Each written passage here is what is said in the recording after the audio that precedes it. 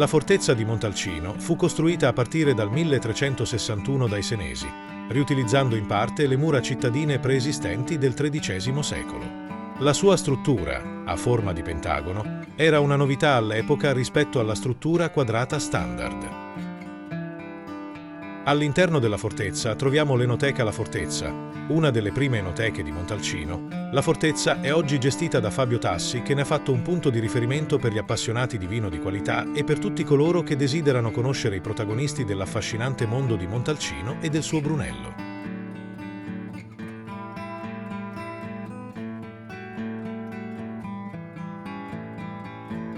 Questa fortezza, giunta praticamente intatta, risale al 1361, anno in cui iniziarono i lavori, inglobandola nella cinta muraria esistente fin dal 1200, aggiungendo le torri di San Martino e di San Giovanni. Ha una pianta pentagonale e torri a tutti gli angoli. Sul lato meridionale possiamo vedere il bastione mediceo, aggiunto da Cosimo I a metà del XVI secolo. Aperto dal martedì alla domenica, dalle 9 alle 20 da marzo a ottobre, dalle 10 alle 13 e dalle 14 alle 17:50 il resto dell'anno. Chiuso il lunedì.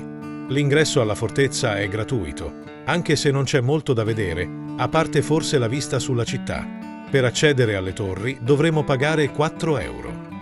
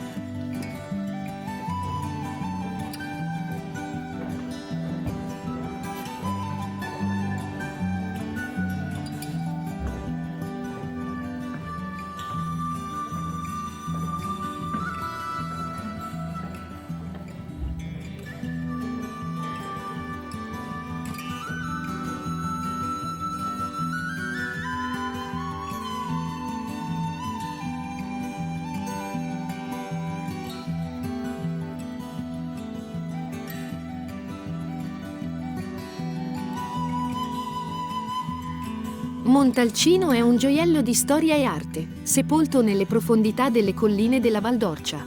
Questa città medievale accoglie immediatamente il visitatore nel suo antico impianto medievale, scandito com'è da strade dritte e ripide che hanno panorami mozzafiato in attesa in cima. Montalcino è anche conosciuta come la città che produce il Brunello di Montalcino, uno dei vini più famosi al mondo. A metà del XIX secolo, un gruppo di viticoltori iniziò a sperimentare con l'uva autoctona sangiovese e creò un vino in grado di resistere ad anni di invecchiamento e migliorare nel tempo.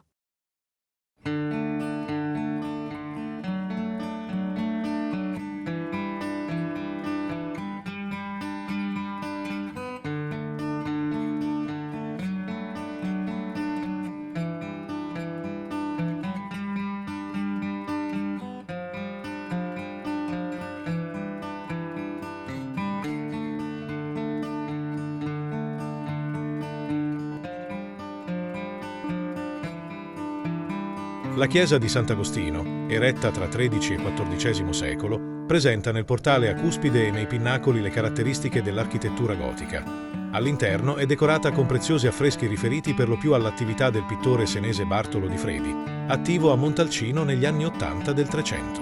Se sulle pareti perimetrali delle navate si riconoscono i principali santi e beati di devozione agostiniana, nell'abside si distinguono i dettagliati episodi della vita di Sant'Agostino.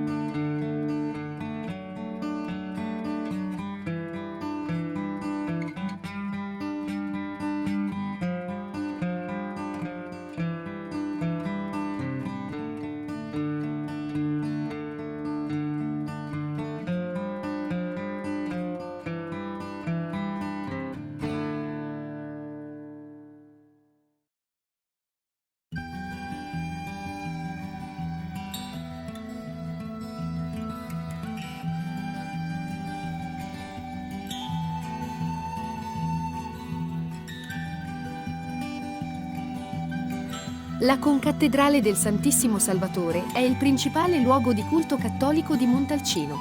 Dal 1986 è concattedrale dell'Arcidiocesi di Siena Colle di Valdelsa Montalcino. È monumento nazionale italiano. Il primo luogo di culto di Montalcino, intitolato al Santissimo Salvatore, fu l'omonima pieve romanica, risalente all'XI secolo. Essa fu elevata a cattedrale della diocesi di Montalcino quando quest'ultima venne fondata il 13 agosto 1462 per volere di Papa Pio II.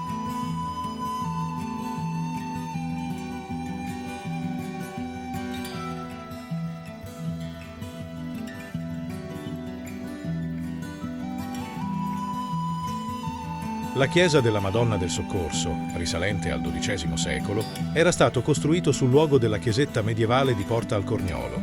Al suo interno sarebbe stata collocata un'antica tavola raffigurante la Vergine con il bambino accanto ai santi Pietro e Paolo. La chiesa assunse il titolo di Santa Maria del Soccorso in seguito a una battaglia svoltasi nel 1553. In questa occasione i montalcinesi uscirono vittoriosi dopo un lungo assedio da parte dell'esercito spagnolo guidato da Don Garcia de Toledo. La leggenda vuole che a proteggere Montalcino sia stata proprio un'apparizione della Madonna. L'edificio subì nel corso del tempo dei rimaneggiamenti.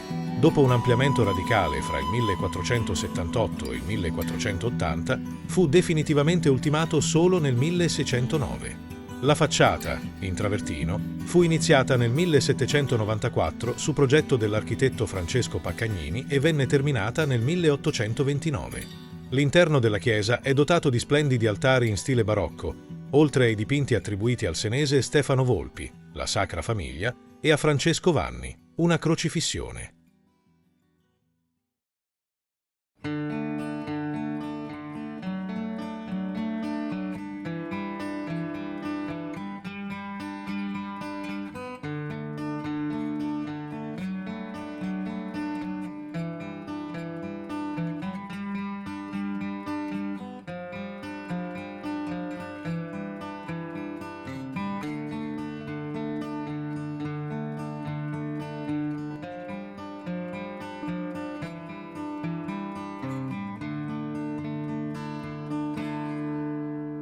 Parrocchia di Sant'Egidio Abate.